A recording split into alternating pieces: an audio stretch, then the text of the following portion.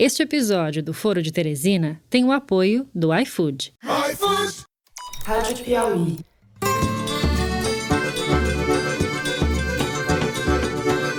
Olá, sejam muito bem-vindos ao Foro de Teresina, o podcast de política da revista Piauí.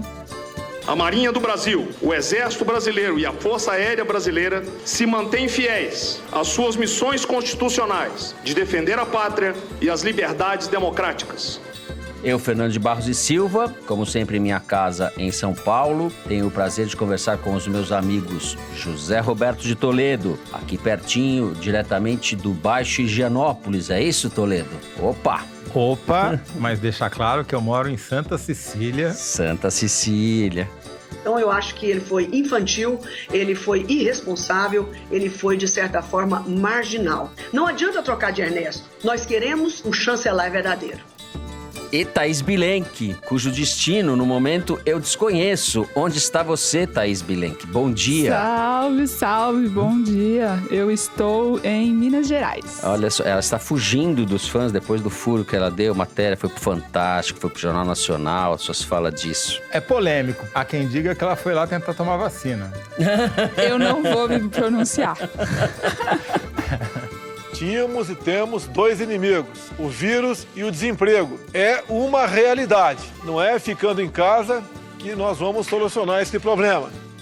A gente começa o programa falando da crise entre o presidente Jair Bolsonaro e as Forças Armadas, que eclodiu na segunda-feira, de surpresa, com a demissão do general Fernando Azevedo, ministro da Defesa, e prosseguiu com a demissão dos comandantes das três forças, quando Jair Bolsonaro percebeu que eles sairiam em solidariedade a Azevedo. A gente vai conversar sobre o significado dessa dança das cadeiras inesperada, envolvendo a cúpula militar e a cúpula do governo. Afinal, Bolsonaro sai dessa mais fraco e os militares estão mais distantes do presidente ou não? No segundo bloco, ainda falando de mudança nas altas esferas do poder, a gente vai discutir a reforma ministerial feita por Bolsonaro, da saída que já parece longínqua do ministro das Relações Exteriores, Ernesto Araújo, aquele a quem a senadora Cátia Abreu chamou de marginal, até as concessões feitas por Bolsonaro ao Centrão. Houve, como se sabe, troca-troca na Advocacia-Geral da União, na Justiça e na Secretaria de Governo. Isso tudo como se o país não estivesse atravessando o pior momento da pandemia. O terceiro bloco é justamente dedicado à tragédia em curso no Brasil. O país chegou essa semana à marca de 320 mil mortes pela Covid. Mais de 66 mil pessoas morreram no mês de março, um recorde terrível. Para que vocês tenham uma ideia, em janeiro e fevereiro, somados, já havíamos perdido 60 mil vidas. O primeiro trimestre de 2021 fez mais de 125 mil vítimas fatais no Brasil. Nós vamos falar disso e vamos falar das vacinas, que seguem ainda muito atrasadas. Pior do que isso, o Congresso está querendo liberar a compra privada da vacina, permitindo que aqueles que podem pagar furem a fila do Programa Nacional de Imunização. Como vocês veem, só coisas boas. Vem com a gente!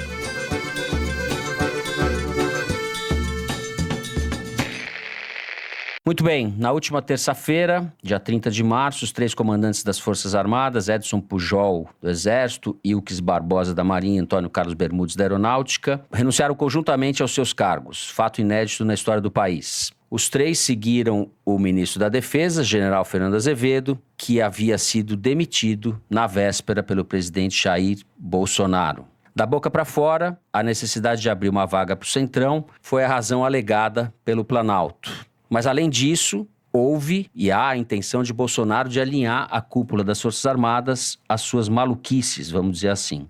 Aparentemente não deu certo. O novo general Paulo Sérgio não é aquele que Bolsonaro gostaria de colocar no cargo. Ele foi uma imposição da cúpula dos militares ao presidente. Bolsonaro se enfraqueceu nesse movimento, Thaís? Qual é a leitura? Bom, primeiro eu queria atentar para o fato de que essa questão tem duas versões, tem duas correntes. Uma delas é essa externada pelos generais da reserva, que saíram dando muita entrevista esses dias, Etchegóin, Santos Cruz, Rego Barros, segundo a qual não há risco de politização das forças, de aventura de golpe, chame como quiser. Para eles, Bolsonaro tomou uma medida incomum e ousada, porém dentro da prerrogativa dele como presidente da República, e a relação entre civis e militares não vai mudar. Eles apostam nessa estabilidade. Mas tem uma outra versão que é mais vertical, que tem adeptos do topo à base das forças. E nessa tem uma insatisfação grande com os governadores de estado, com o Congresso e especialmente com o Supremo, pelo que se enxerga como sendo uma invasão da competência e tentativa de tolher o poder constitucional do presidente da República. Esses militares da base ao topo das Forças Armadas, eles esperam que, de fato, a cúpula dê respostas mais claras, diretas e duras para quando houver episódios em que eles consideram que os outros poderes, seja o judiciário, seja o legislativo, estejam fazendo mais do que lhes compete. Esses são os bolsonaristas que estão nas Forças Armadas de forma geral. Bom, eu apurei que a demissão do Fernando Azevedo e Silva já estava circulando essa notícia desde a semana passada no Palácio do Planalto e embora a primeira versão que saiu foi que a demissão dos comandantes da Marinha, do Exército e da Aeronáutica foi a pedido deles próprios no Palácio, todo mundo garante que eles foram demitidos. Na verdade, o general Pujol, que foi o pivô da crise do Bolsonaro com o general Fernando Azevedo, foi demitido e os outros dois caíram no mesmo pacote que o dele. Na segunda-feira à noite, depois do anúncio da queda do general Fernando, houve uma reunião do Alto Comando do Exército e ali os 17 generais 4 estrelas se reuniram com o Pujol e aí, segundo os relatos que eu colhi, a reunião foi nesse tom dos generais do deixa disso, de dizer que não vai ter ruptura, enfim. Bom, aí eu conversei com um militar muito próximo dessa cúpula do Exército e ele, enfim, tentando botar panos quentes, disse que a escolha do Braga Neto para substituir o general Fernando não se devia especificamente a um alinhamento político dele com o Bolsonaro, e sim que o Braga Neto é mais hábil no diálogo com o presidente do que foi o Fernando. Ele até usou uma frase que, segundo ele, é usada muito no meio militar, para dizer que não vai ter golpe, dizendo que só deseja intervenção militar quem não conhece o peso da mochila e o recuo do fuzil. Querendo dizer que só quem não tem experiência nas Forças Armadas pode flertar com uma aventura como essa. Porém, essa tentativa de dizer que não tem risco, de que as coisas estão normais e que está tudo calmo, não resiste muito aos fatos, porque na expectativa desse grupo, nem sequer teria a ordem do dia para marcar o 31 de março, que foi quarta-feira, né, o aniversário do golpe militar. E não somente veio uma ordem do dia, como veio uma ordem do dia bastante provocativa, né, dizendo que as Forças Armadas assumiram o poder para pacificar o país e garantir as liberdades democráticas. Mas na linha das ordens do dia dos anos anteriores também, não destoou muito do que os militares vêm fazendo desde que o Bolsonaro assumiu o poder, né? Mas diante de uma expectativa de que nem houvesse a ordem do dia, é uma ordem do dia que se coloca com clareza. Inclusive, para você ver como essa ordem do dia teve impacto no Palácio do Planalto, um outro assessor militar com quem eu conversei falou que ela foi maravilhosa e ele destacou um trecho em particular. Que ele fala assim, aquela parte que fala assim, abre aspas, as forças estão seguras de que a harmonia e o equilíbrio entre os poderes preservarão a paz e a estabilidade em nosso país. Que, na leitura dele, é um recado do Braga Neto para dizer assim, se o Supremo e o Congresso extrapolarem as suas funções, as Forças Armadas vão tomar posição. Para não ficar muito etéreo, do que eles estão falando especificamente? Existe essa guerra do Bolsonaro contra os governadores sobre quem tem direito de decidir as medidas de contenção da pandemia. Então, lockdown, restrição de circulação, etc. e tal. E o Supremo Tribunal Federal já deu algumas decisões a favor da autonomia dos estados e dos municípios. Para os militares, esses militares que não são da turma do deixa disso e que estão instalados no Palácio do Planalto, o que o Supremo quer, junto com os governadores, é transformar o país em estados confederados e se tornou um balcão de despacho da oposição para ela viabilizar tudo aquilo que ela não conseguiu no voto. Então, para resumir, o que eles esperam do novo comando das Forças Armadas e do Ministério da Defesa? É que, se precisar repetir uma nova versão do tweet do Vilas Boas em 2018 contra a decisão que poderia evitar a prisão do Lula, que se faça isso, que se tome essa posição. Tem uma leitura um pouco diferente, porque eu acho que o Fernando Azevedo era tido, ali no meio dos militares, como o mais razoável deles e uma pessoa hábil no trânsito, na conversa com o judiciário, principalmente de onde ele veio. Ele foi assessor do Toffoli. Foi o Fernando Azevedo, inclusive, quem levou o recado do Toffoli para o Bolsonaro de que o Weintraub ia ser preso se não deixasse o país. Fernando Azevedo que articulou essa saída rápida. Mas é exatamente por isso, é esse diálogo que esses militares bolsonaristas não querem ter. E eu vejo os militares tentando, depois da saída do Pazuello, da maneira como se deu, o desastre da gestão dele à frente da saúde, uma preocupação imensa dos militares de não ficarem como sócios e corresponsáveis pela crise na pandemia, coisa que eu acho impossível. Zé, você acha que esse movimento fortalece o Bolsonaro junto aos militares ou pelo contrário? Eu acho a versão do Palácio Planalto ridícula, mas vamos lá. Qual versão? A versão de que ele saiu por cima. Ele saiu por baixo, mas como sempre ele está tentando parecer um gato com o pelo eriçado para parecer maior do que ele de fato é, né? Então vamos lá. Primeiro, esse é um governo militar. Então não tem essa de ter militar bonzinho, militar ruinzinho, é tudo militar. E estão todos cooptados e comprados pelo maior orçamento militar desde a ditadura. Estão montados na grana, e isso com mais de milhares de postos de primeiro escalão dentro do governo, como talvez nem na ditadura houve. Portanto, é um governo dos militares. Segundo, o Bolsonaro estava perdendo a primazia de ditar a agenda, de ditar o assunto, de ditar o que as pessoas vão comentar. Porque você está batendo recorde atrás de recorde de mortes. A gente chegou a 4 mil mortes por dia de Covid. E em vez de estar falando disso, que é a maior crise do mundo da pandemia, nós estamos falando de um bando de generaleco trocando de escrivaninha, porque é disso que se trata, no fim das contas. Os generais do Planalto não comandam nada além do que as suas mesas, né? Eles não têm nenhuma tropa atrás de si. São incapazes de sequer fazer um movimento à lá General Mourão, o primeiro Mourão que deflagrou o golpe de 64. Os generais da ativa que comandam tropas, esses caras claramente estão preocupados com duas coisas. Em continuar com o que eles conquistaram graças ao Bolsonaro, esse orçamento inchado, e em não perder ainda mais a imagem positiva que eles acham que tinham. Como você disse, o Pazuello foi um desastre total e completo, um general da ativa, precisou ser trocado por absoluta incompetência, isso ficou claro e evidente. Então, isso é muito ruim para a autoimagem dos militares. O que aconteceu, no meu ponto de vista? Havia um desgaste da relação com o ministro da Defesa e havia um desconforto com atitudes simbólicas que o comandante do Exército, o ex-comandante do Exército Pujol, havia tomado, mostrando que havia tentado controlar a pandemia, fazendo isolamento social dentro das Forças Armadas, dando o cotovelo para o presidente em vez de dar a mão. Mas tudo isso é bobagem, é peanuts, né? O que você tinha mesmo era a queda do ministro das Relações Exteriores por pressão do Congresso, algo que a Thaís vem falando já há 3 programas, e ele precisou acomodar essa pressão demitindo o Ernesto, já que não vinha mais IFA da China e estava faltando vacina no Brasil, que é o produto básico para fazer a vacina aqui.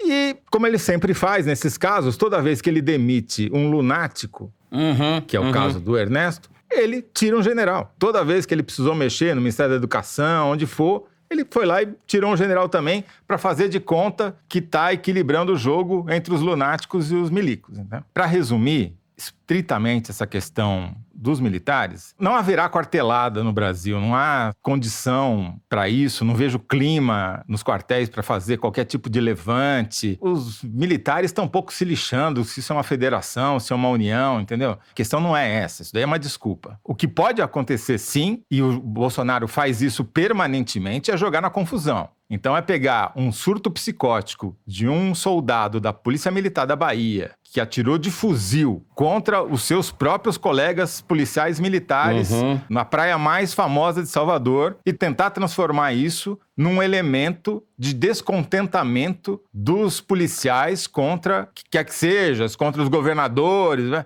Isso sim pode acontecer. Agora, é uma coisa mal ajambrada, como tudo que o Bolsonaro faz. Essa mudança da cúpula militar foi claramente algo não pensado, não planejado, muito mal executado. A prova disso é que nas redes sociais eles tomaram um vareio desgraçado e não sabiam o que dizer. Uma hora falavam bem dos militares, outra hora falavam mal dos militares, tomaram uma goleada, entendeu? Tudo que veio depois é discurso para tentar consertar a bobagem que fizeram. Agora, o Bolsonaro conseguiu efetivamente deixar a gente, em vez de estar falando do que realmente importa, que é o morticínio, está falando da troca de um bando de militares, é isso. Eu concordo com você. Eu ouvi também isso, de que a saída do Azevedo só se precipitou para fazer cortina de fumaça por causa da saída do Araújo, mas vejo também que o Bolsonaro não conseguiu fazer a troca que ele gostaria de fazer, porque houve uma resistência dos militares, principalmente do que vamos chamar do campo do Pujol. O Pujol fez o sucessor dele no comando do Exército. E esse sucessor não é alinhado às loucuras do Bolsonaro. Essas palavras estado de sítio, estado de defesa, que o Bolsonaro vinha falando aqui e ali e que internamente vem sendo mais ventiladas, não passa para essa ala, digamos assim, da cúpula dos militares que a gente pode encarnar na figura do Pujol. Eu acho que não dá para simplificar a leitura das Forças Armadas. Eu não sou especialista nisso, nunca fui, não me arvoraria a esse papel. Mas eu acho que não dá para simplificar e dizer que todos os militares estão com a mesma visão e se comportando e querendo as mesmas coisas, e porque o orçamento do Ministério da Defesa aumentou e a reforma da Previdência dos militares foi mais benéfica do que a geral. Então, por isso, enfim, tá todo mundo no mesmo lado. Eu acho que não, eu acho que tem uma tensão muito grande dentro das Forças Armadas de modo geral. E eu acho que o que representa a cúpula, o Pujol, o Fernando Azevedo e agora o novo comandante Paulo Sérgio, eu acho que eles não representam o corpo das Forças Armadas como um todo. E eu acho que isso não é um capítulo encerrado dessa história. Não representam o corpo no sentido... Qual sentido? É muito mais bolsonarista do que 3 ou 4 generais 4 estrelas. E eu não acho que isso é um assunto resolvido. Eu não acho que isso vai acabar por aqui. Eu acho que tem uma pressão muito grande do corpo das Forças Armadas,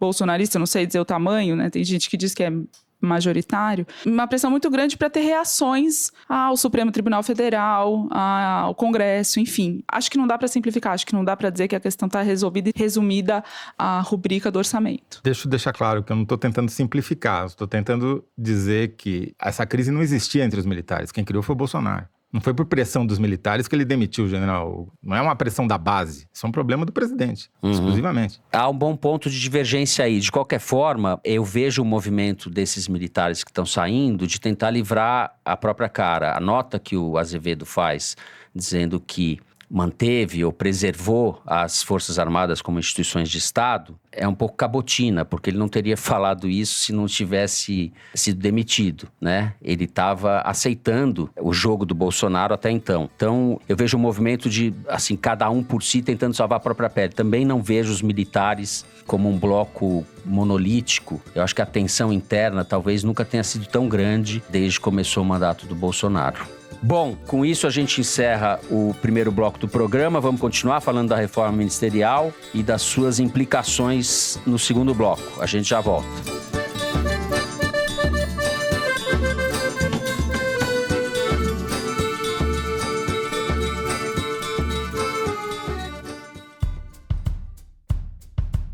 A equipe de tecnologia do iFood desenvolveu diversas maneiras para aproximar clientes e restaurantes e melhorar a experiência, tanto para quem faz o pedido quanto para quem o prepara e entrega. Tem o chat com o consumidor, os cupons para novos usuários, a opção de agendar os pedidos e também o uso de inteligência artificial para que as refeições oferecidas estejam de acordo com o perfil do cliente. Com o iFood, o consumidor leva para dentro de casa o cuidado e a qualidade oferecidos pelos seus restaurantes favoritos. A gente não vende só um prato de comida, a gente vende uma experiência. E eu mesmo não esperava, principalmente do iFood, que é 90% dos nossos pedidos, eu não esperava esse retorno para o nosso tipo de restaurante. Mesmo no período de isolamento social, com os salões fechados, os restaurantes se reinventam para trazer novidades aos clientes e proporcionar a melhor experiência dentro de casa. Eu penso em novas receitas e de como chegar na casa dessas pessoas da melhor forma possível. Qual que é a melhor embalagem para chegar quente, a apresentação chegue mais próximo do que a gente dá aqui na loja. Para saber mais sobre como o iFood, foodtech brasileira referência na América Latina, valoriza e apoia seus parceiros, acesse ifood.com.br/institucional.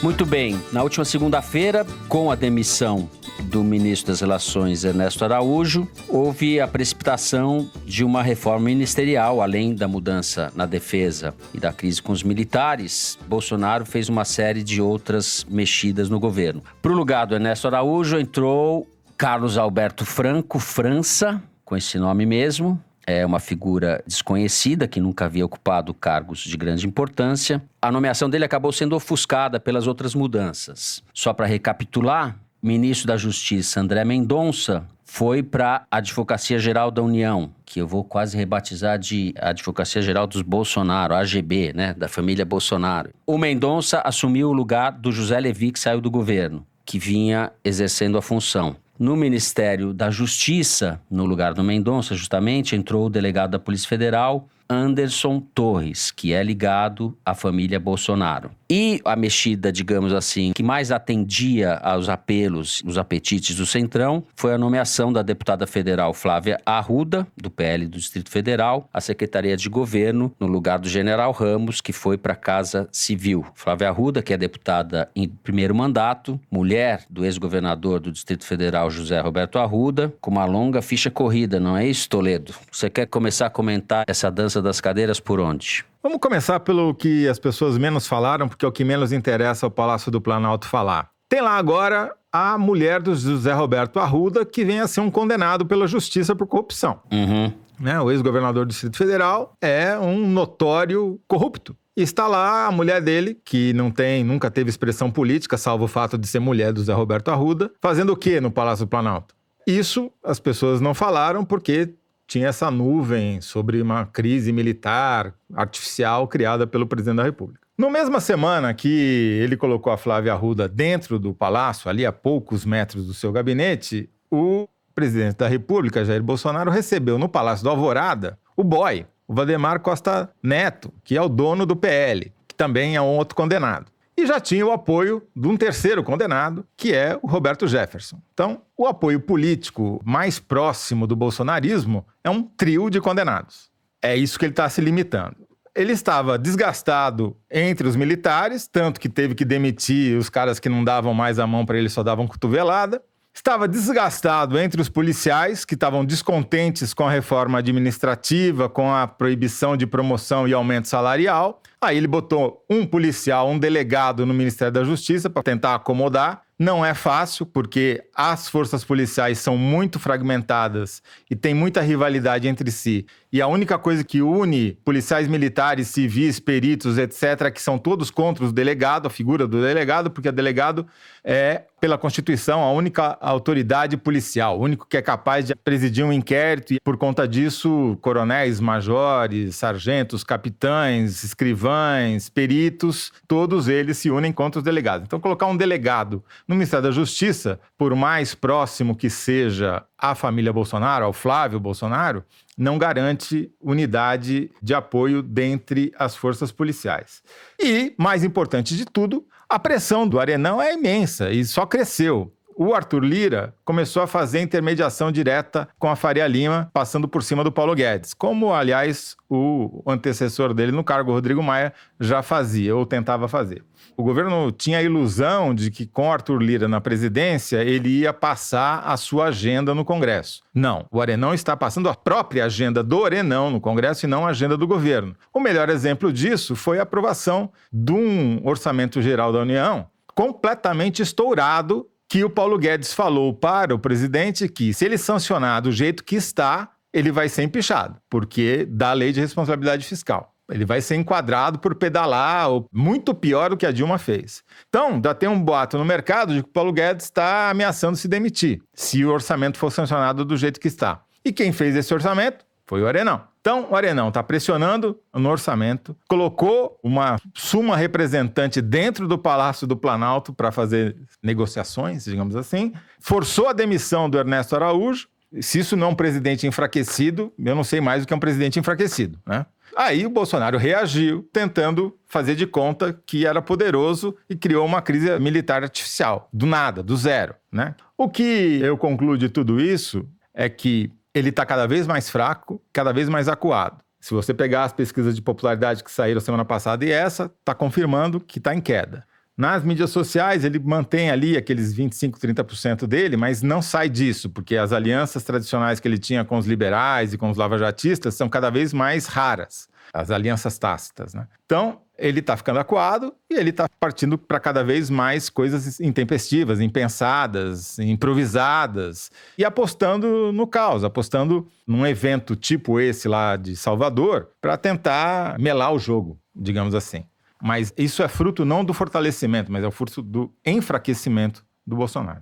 Thaís, o Centrão ou o Arenão, como diz o Toledo, está com apetite mais satisfeito agora com essas mudanças? O Arthur Lira ficou feliz? Claro, né? Porque agora ele tá dos dois lados do balcão. Ele tá do lado de quem pede e do lado de quem dá. Não tem como não se satisfazer, embora o apetite seja inesgotável, né? Não vai se encerrar por aqui. Eu concordo com o Toledo, o governo tá bem mais fraco depois dessa reforma ministerial, mas ao mesmo tempo ganha sobrevida e vai ganhando conforme vai entregando seus anéis. O impeachment continua longe, vai continuar enquanto ele entregar, como fizeram todos os governos passados também. Ele vai entregando em troca do apoio e vai se enfraquecendo ao mesmo tempo. Duas dessas mudanças atingem o Supremo Tribunal Federal também, que é uma relação tensa e que se deteriora depois dessa reforma ministerial, que é a saída do Fernando Azevedo, como você já mencionou, era assessor do Toffoli, tinha uma ponte entre o Supremo e o Executivo, e o José Levi da AGU, que também fazia timidamente, mas fazia alguma interlocução com os ministros como Gilmar Mendes no Palácio do Planalto, e também põe o Bolsonaro um pouco mais isolado e um pouco mais acuado em relação ao Supremo, onde ele tem bastante interesse em jogo.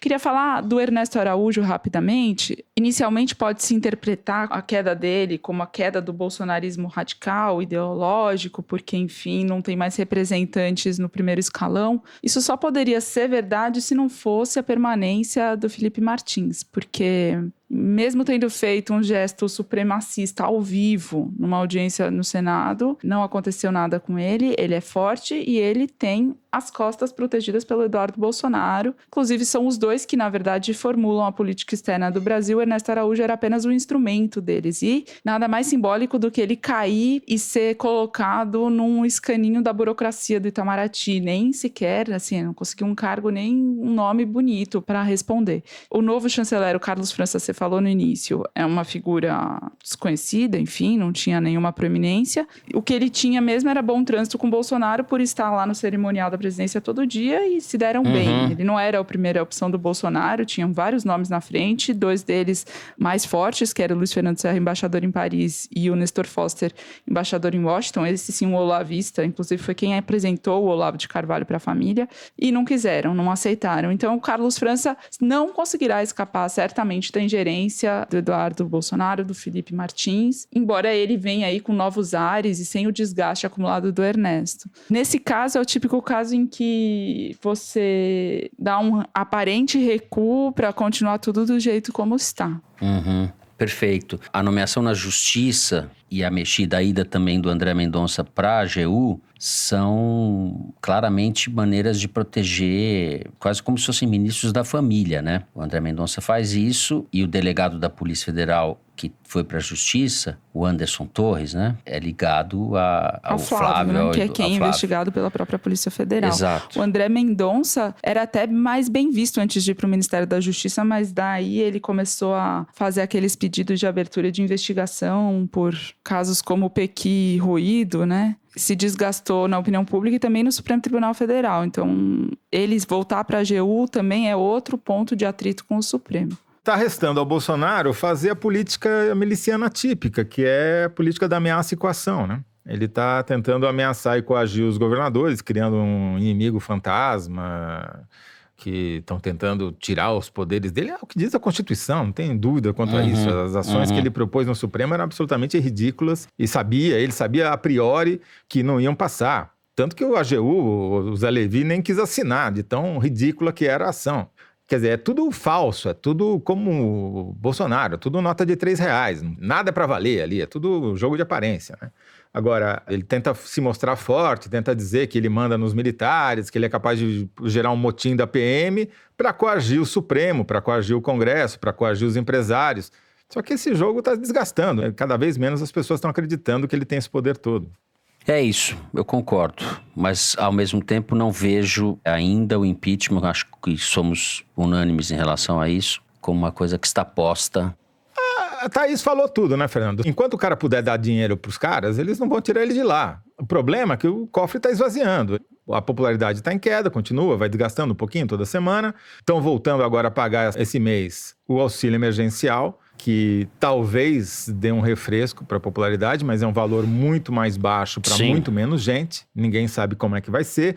O desemprego está com 14 milhões de pessoas desempregadas e procurando emprego, mais 6 milhões que nem procurar emprego procuram, de tão desalentadas que estão. Quer dizer, 20 milhões de pessoas completamente sem ter o que fazer e no meio do que a gente vai falar daqui a pouco, que é a maior catástrofe humanitária da história do Brasil. Aliás, foi bem lembrado essa questão do auxílio emergencial, porque é um exemplo do despreparo do governo em relação à questão, porque parou de pagar o auxílio emergencial em dezembro, as pessoas estão há 3 meses sem receber nada e agora voltam a receber um valor muito menor, como você disse. Tem uma descontinuidade, não tem coerência, não tem calibragem, não tem planejamento, não tem pensamento de longo prazo, tudo vai aos solavancos. Não tem cadastro, vão dar o dinheiro para quem já recebe Bolsa Família, porque não sabe para quem dá o dinheiro, quer dizer, é uma zona, né? Aliás, se o Paulo Guedes sair, talvez até melhore. Bom, a gente encerra assim o segundo bloco do programa e com isso chega a hora do número da semana. A Mari Faria, nossa diretora, vai ler um número que é tirado da seção Igualdades, publicada toda semana no site da Piauí. Diga lá, Mari. Fernando, o número é 5,2 bi. Esse valor, 5,2 bilhões de reais, foi dinheiro empregado na guerra contra as drogas nos estados do Rio e de São Paulo no ano de 2017. Com esse montante, os estados do Rio e São Paulo poderiam comprar 108 milhões de doses da vacina contra a Covid-19, o suficiente para imunizar 85% das populações dos 2 estados. Muito diferente do que está acontecendo agora. Mas aí alguém pode argumentar que em 2017 não havia hipótese de que a gente estivesse encarando uma pandemia. Então eu refaço a comparação. 5,2 bilhões de reais poderiam financiar a educação de 75 mil estudantes universitários por um ano na UERJ, Universidade do Estado do Rio, e na USP, Universidade de São Paulo. Essas comparações, como as que eu fiz aqui, sobre o peso orçamentário da execução da lei de drogas nos cofres públicos dos estados brasileiros, faz parte de uma iniciativa do Centro de Estudos de Segurança e Cidadania da Universidade Cândido Mendes. Faz parte de um projeto cuja primeira etapa está sendo lançada agora e se chama Drogas, Quanto Custa Proibir. Faz parte do Igualdades dessa semana, que é assinado pela Ellen Guimarães e pela Renata Buono. O que me chama a atenção, eu acho que a comparação com o volume de vacinas que poderia ser comprado não pode induzir a erro, porque o problema da falta de vacina não é falta de dinheiro, é falta de vontade política, competência técnica, etc, etc. Agora, que a política de drogas, não só no Brasil, em vários lugares do mundo, faliu, e é uma estupidez, isso me parece evidente. A comparação aí, Fernando, é porque a primeira desculpa que o Pazuello deu para não ter comprado as vacinas da Pfizer, que ofereceu 3 vezes para ele comprar e ele não quis, é que era muito caro. Então, na verdade, não é. O caro é sempre relativo, né? Caro é essa guerra às drogas que você gasta bilhões e não serve para nada, a não ser botar mais gente para dentro da cadeia. Sim, quando você olha o volume, é muito dinheiro, né? Para nada. É uma guerra que não acaba nunca, né? Ela se retroalimenta e só serve para beneficiar quem participa dela. Vocês falaram tudo, uma questão de prioridade. Se você vai ficar tentando correr atrás do rabo ou se você vai mudar a forma como você encara o assunto, né? Enxugar gelo. Muito bem, vamos nós aqui enxugando gelo. Depois desse número animador, a gente segue para o terceiro bloco falando da pandemia. A gente já volta.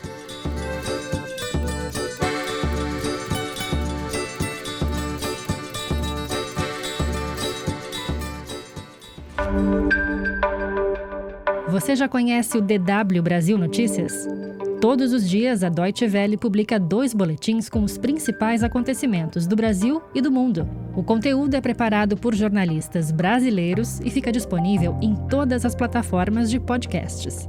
Busque DW Brasil Notícias no seu tocador de podcasts e assine. É informação de qualidade, produzida por uma das mais prestigiadas empresas de comunicação da Europa, especialmente para o público brasileiro.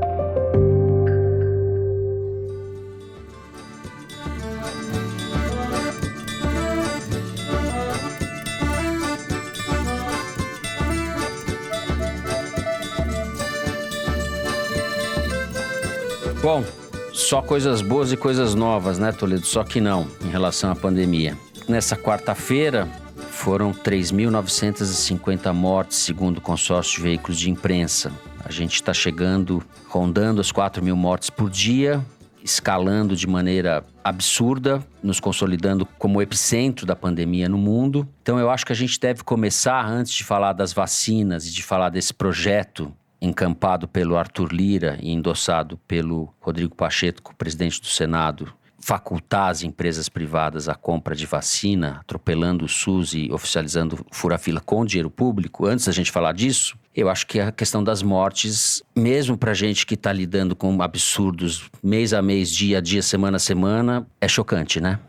Fernando, 4.000 mortes por dia equivale a uma morte a cada 22 segundos ou 167 mortos por hora. É um morticínio de guerra, de grande proporção. Nunca se morreu tanto no Brasil. E aqui só estão os mortos por Covid. Se a gente considerar os mortos com Covid, gente que morreu de outras causas, mas que tinha Covid, gente que morreu por causa do colapso do sistema hospitalar, porque não vai no hospital com medo de pegar Covid, ou adia uma cirurgia porque não estão fazendo uma cirurgia eletiva, ou porque não se trata da doença crônica que tem, ou porque não consegue nem sequer atendimento médico, não consegue nem diagnóstico, está faltando coveiro, está faltando caixão, está faltando carro para levar os corpos para serem enterrados no cemitério. A cidade de São Paulo, que tem os 2 maiores cemitérios da América Latina, tem 22 cemitérios, ainda não está faltando vaga no cemitério, mas está faltando quem opere as retroescavadeiras para fazer as corpos. Estão fazendo enterros à noite, Estão fazendo né? enterro à noite.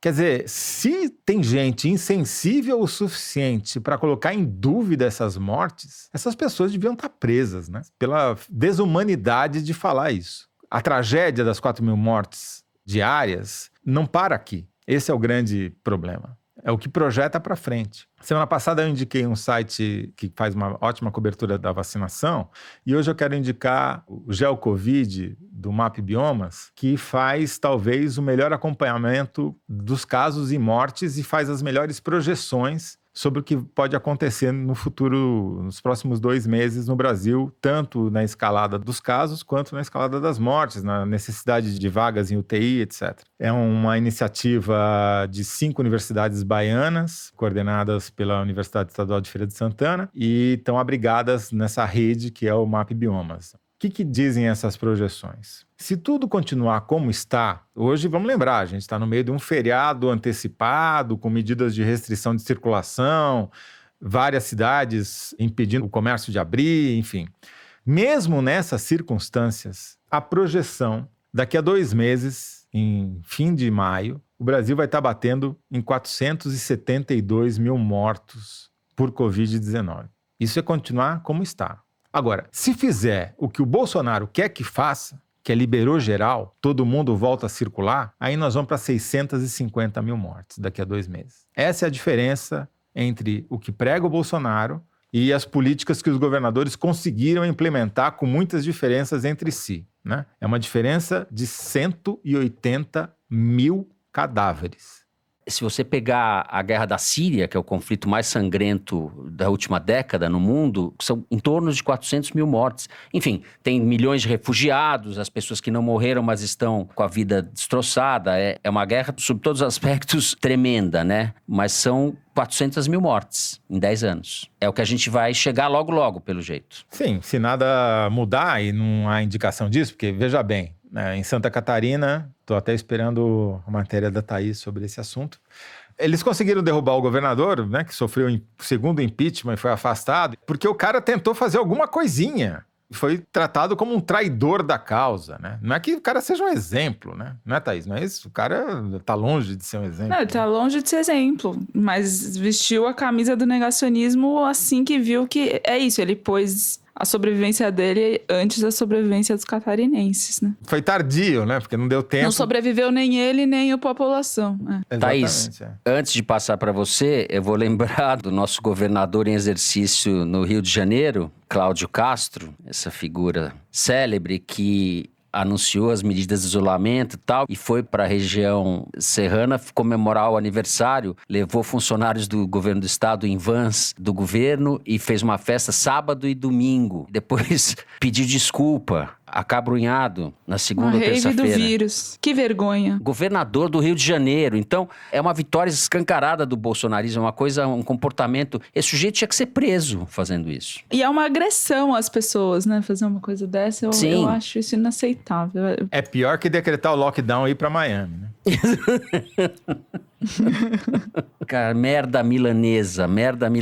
Thaís, vamos falar do caso de Minas Gerais, que você... Um furo de reportagem que você deu na semana passada, que teve ampla repercussão, que está tendo ainda desdobramentos. Eu queria que você recapitulasse ele e, em seguida, falasse desse projeto que está em curso aí no Congresso para aprovar a vacinação privada, que tem a ver, aliás, com a sua reportagem. Bom, semana passada a gente contou que alguns empresários, cerca de 50 empresários e familiares deles tinham tomado vacina escondida em Minas Gerais, em Belo Horizonte, na garagem de uma empresa de viação.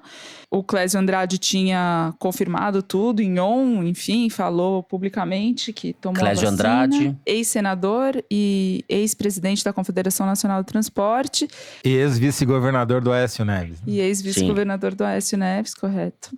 Bem lembrado. A Polícia Federal e o Ministério Público abriram investigações para apurar esse caso.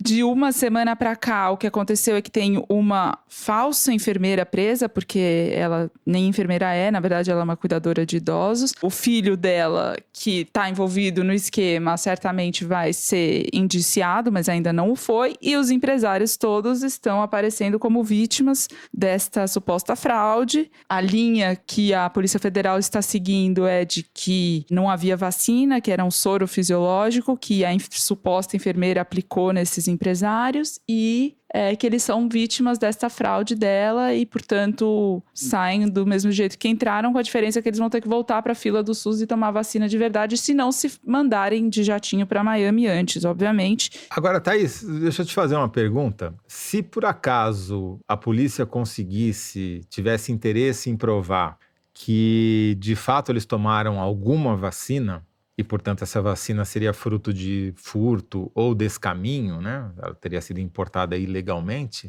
Aí eles continuariam sendo vítimas? Não, eles são enquadrados no Código Penal como receptadores de mercadoria roubada. Ou seja, faz muita diferença se eles tomaram a vacina ou se eles tomaram qualquer outra coisa parecida com vacina, né? A polícia está colhendo depoimento dos empresários, já falou com os dois organizadores da vacinação, o Rômulo e o Robson Lessa, que são donos da aviação Saritur, que se colocam exatamente como testemunhas do caso, porque eles alegam que não sabiam nem da origem da vacina, nem como que ela tinha chegado até a garagem da empresa deles, e nem o que tinha dentro desses frascos. Então, eles estão despontando aí como meras testemunhas e vão sair como vítimas. Quer dizer, o cara organiza uma vacinação clandestina e ilegal e é vítima.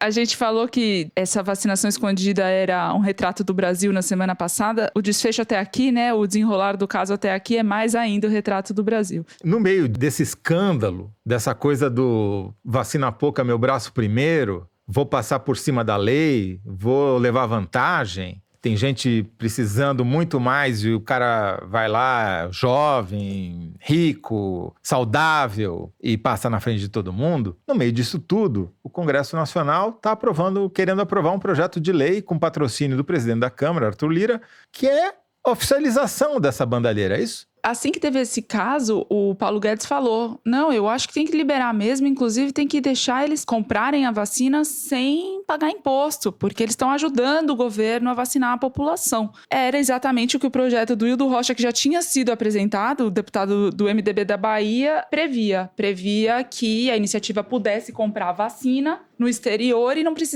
não apenas não precisassem doar nada ao SUS, como também não precisassem gastar nada porque o dinheiro seria abatido do imposto de renda.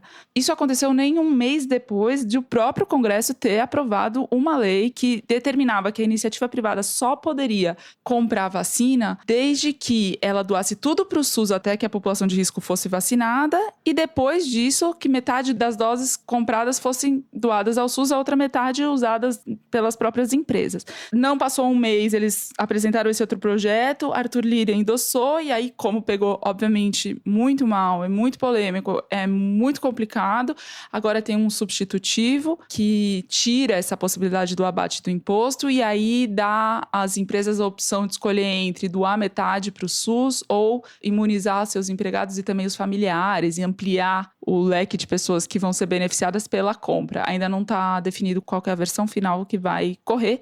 Fato é que com Arthur Lira por trás, a coisa promete andar mais rápido. Isso acontece no momento em que, finalmente, a vacinação pública pelo SUS no Brasil acelerou. A média, segundo aqui o nosso vacinômetro Covid-19, que eu falei a semana passada, a média, nesta quarta-feira, a média móvel dos últimos 7 dias, foi de 719 mil doses aplicadas entre primeira e segunda dose. Nós estamos chegando perto do 1 milhão de doses que o Brasil já tinha conseguido aplicar durante as vacinações contra a gripe. Ou seja, quando a coisa começa a melhorar, que o sistema público começa a engrenar, aparece esses engraçadinhos querendo furar a fila, porque é isso que eles estão querendo. Eles não estão querendo vacinar você, eles estão querendo vacinar eles. Legalmente, sem ter que enfrentar o inquérito da Polícia Federal, como estão tendo que enfrentar por causa da Thaís. Aliás, se não fosse a matéria da Thaís, não tinha inquérito. O inquérito começou depois da matéria da Thaís e terminou antes da apuração da Thaís. Ou seja, realmente, a investigação policial no Brasil é um caso pior do que o Pazuello no Ministério da Saúde. E me chama a atenção, em relação a esse projeto que é escandaloso, a atitude do ministro da Saúde, que mostra como ele tende a ser um personagem figurativo. Ele disse o seguinte: pessoalmente eu entendo que o Sistema Único de Saúde deve ser o condutor da política de vacinação, mas em respeito ao Congresso e ao Palácio do Planalto, temos que acolher a possibilidade de iniciativa privada trazer vacinas. Ou seja, ele discorda sem discordar. Ele parece o José Dias, o mordomo do Bentinho, do Dom Casmurro, que discorda sem discordar. É uma coisa absurda. E como eu até escrevi esses dias, o Brasil está fazendo tudo errado, né? Dissemina o vírus, atrasa a compra de vacina, induz o sistema de saúde ao colapso e depois privatiza a vacinação para furar a fila para os ricos se vacinarem primeiro. Realmente, é melhor fechar o país. O Brasil, né, já foi motivo de reportagem como anti-exemplo mundial no New York Times, na The Economist, e agora até nas revistas científicas, Nature, Science, o modelo para não fazer, né? Como fazer o pior lugar do mundo é o Brasil. Bom, a gente encerra assim o terceiro bloco do programa e vamos para aquele momento em que vocês, ouvintes, riem da gente. O Kinder Ovo. Toledo tá arrasando. Precisa ser até a CPI, a Thaís precisa investigar. Nada. As pessoas só falam que a gente é um fiasco, que a gente não sabe nada, só ficam tirando sarro da gente. Eu acho que tinha que acabar com essa sessão, na verdade. Vou investigar, mas vou te incluir nessa investigação, porque você, não sei não, Fernando. Eu não acerto nada, tô há décadas, depois do Supla. Mas você tem um papelzinho, talvez você esteja comprado ali também, no esquema, entendeu? Aparecendo como vítima. Vamos lá.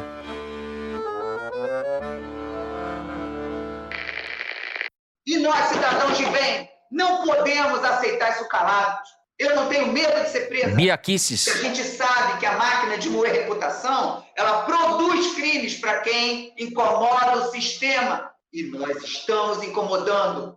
Todos nós que falamos, que gritamos, que estamos nos sentindo aviltados de estarmos presos dentro de casa.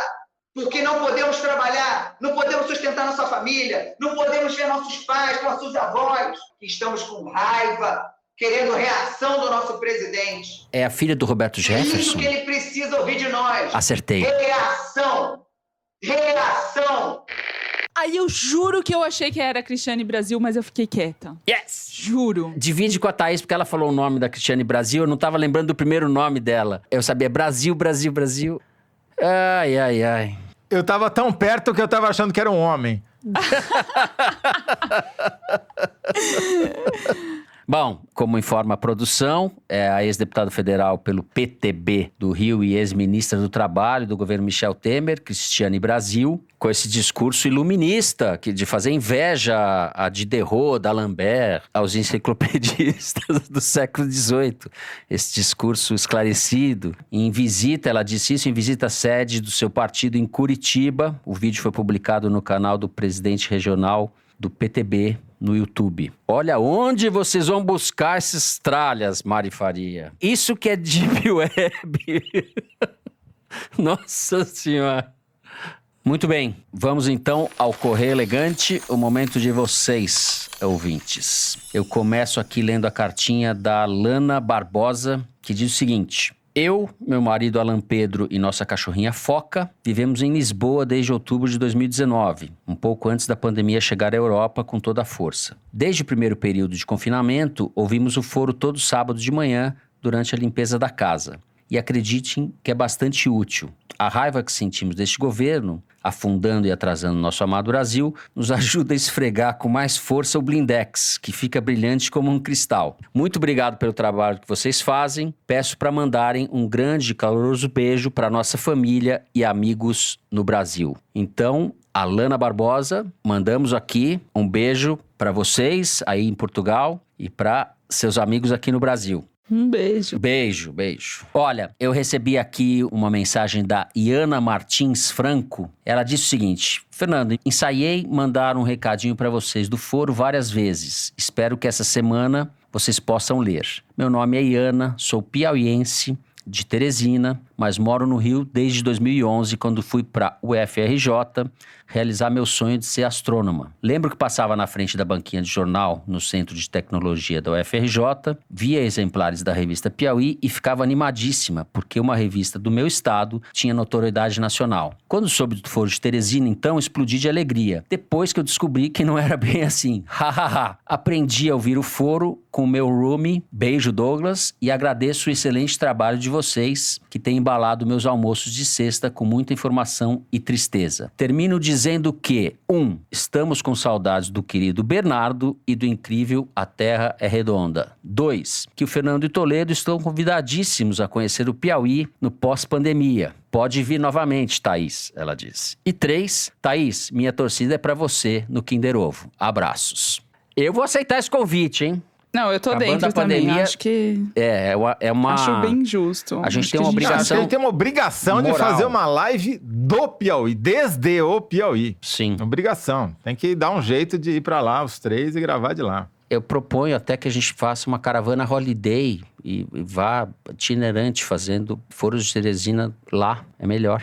Bom, eu preciso mandar um beijo pra minha amiga Maíra, que é, por acaso, prima da Clara Rellstab, que está hoje coordenando os trabalhos técnicos pela Novelo. Beijo, Maíra.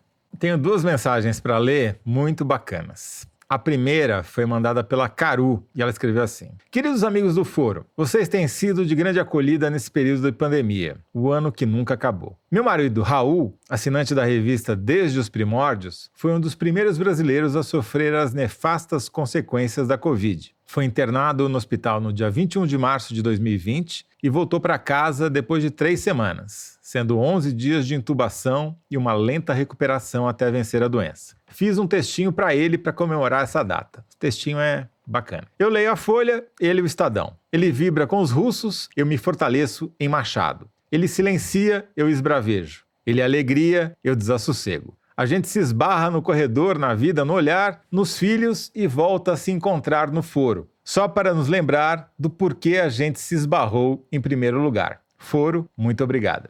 Bom, muito obrigado você, Caru. Muito bacana a sua mensagem e que o nosso leitor Raul esteja plenamente recuperado. O segundo recado, eu até achei isso daqui na semana passada no Twitter e pedi para a Mari colocar, que é uma homenagem a Thaís. É o seguinte: veio pelo Twitter de um tuiteiro que se identifica como Silvícola Distraído. Adorei esse nome. Ele diz assim: sagaz o bilencaço da Piauí nos empresários fura-fila. Se já sabíamos de muita merda milanesa e de coisas novas que não são boas, o jeito é continuar bilencando este governo caquético. Bilencaço neles. É isso aí, não tenho nada mais a dizer. Pô, bilencaço é o máximo, fala a verdade. Pô, muito.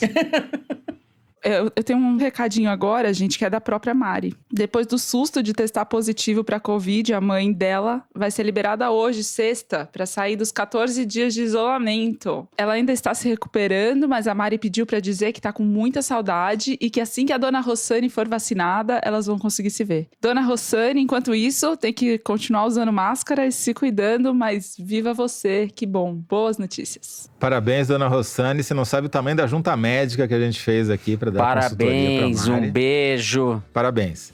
Um beijo, que coisa boa. É bom quando a gente consegue dar boas notícias, né? É isso, né? Eu queria mandar um beijo e um abraço pro meu amigo Tiago Amparo, que é professor da GV, ouvinte assíduo do programa, sempre comenta comigo, e colunista da Folha também. Beijo, Tiago. E com isso a gente encerra o programa de hoje. O Foro de Teresina é uma produção da Rádio Novelo para a revista Piauí, com a coordenação geral da Paula Scarpim. A direção é da Mari Faria, a produção do Marcos Amoroso.